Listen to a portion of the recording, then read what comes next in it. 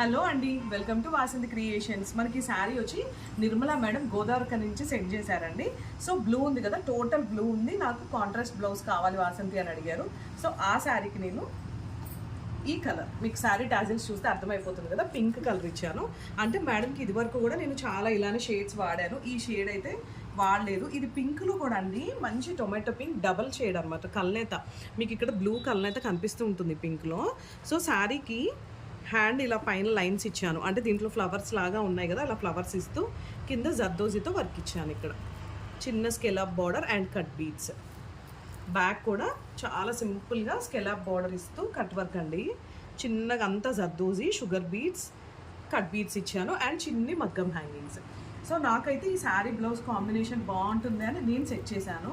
నా కాంబినేషన్, నా సెలెక్షన్ ఎలా ఉంది అంటే, ఈ శారీకి బ్లౌజ్ బాగుందా, ఇంకేదైనా కలర్ వాడితే బాగుంటుందా